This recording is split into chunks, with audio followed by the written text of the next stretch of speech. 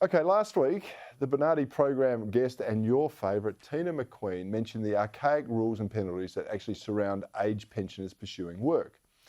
Now, this has been raised in the past by business legends like Gina Reinhardt, and we've talked about it briefly on this program.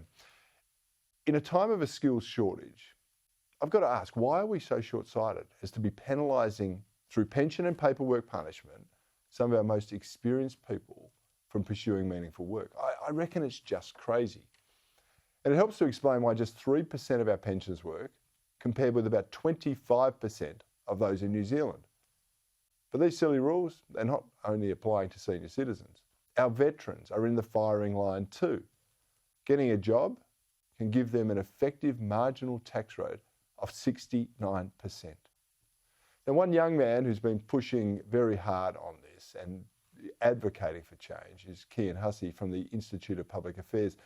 I'm delighted to say he joins me now. Cian, welcome to the show. What do you want to see out of the Job Summit next week for seniors and veterans who are being punished, and we're all suffering as a result? Yeah, thanks for having me on, Cory.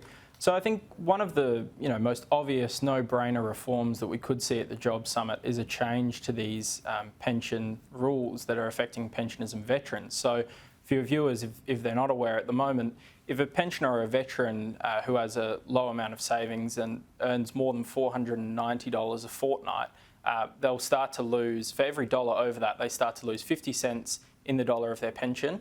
And plus, beyond that, you start to get your marginal tax rate kick in at 19% as well. So like you said, you get a 69% effective marginal tax rate.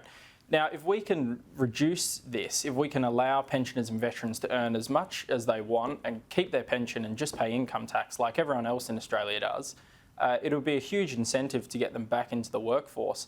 And like you mentioned, in Australia, only 3% of pensioners work. In New Zealand, 25% of pensioners choose to work. And the big difference, there's not too many differences between Australia and New Zealand.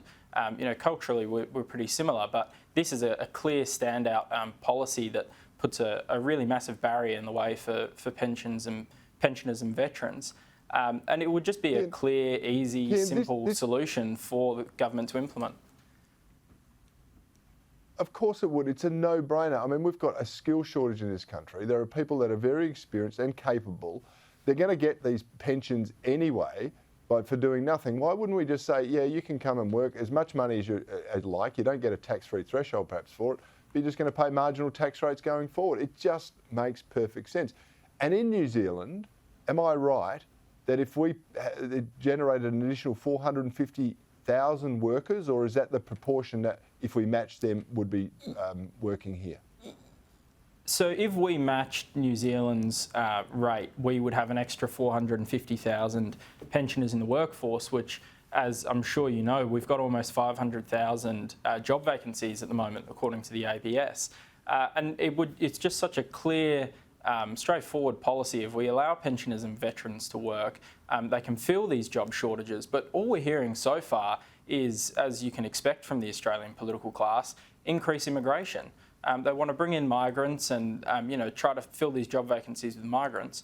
Well, where are we going to put these people exactly? We've got record low vacancy rates across the country, and house prices have skyrocketed over the last 2 decades. I don't know exactly where we're going to put these people. So why don't we look for a solution where we've got people who are already in Australia, people who want to work, and we know from survey data that pensioners would work if they could, if they didn't have this inhibitor, this policy, and along with it the Centrelink red tape that goes along with it that keeps them out of work.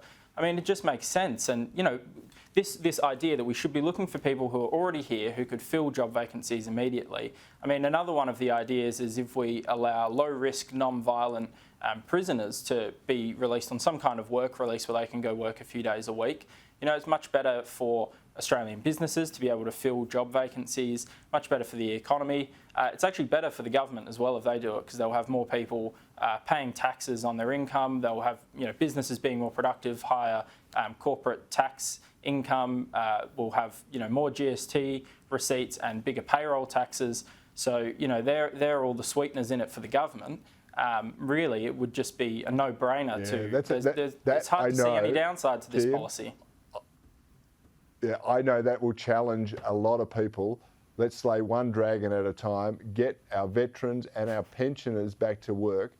I mean, why does it take a young man like you with such a wise head on his shoulders to talk up when our politicians remain silent? Extraordinary. But keep going with it, because we're going to win this eventually. I just know that you are, and you'll be behind it, which is great. So Cian Hussey from the Institute of Public Affairs, thank you so much for your time and joining me on Bernardi tonight.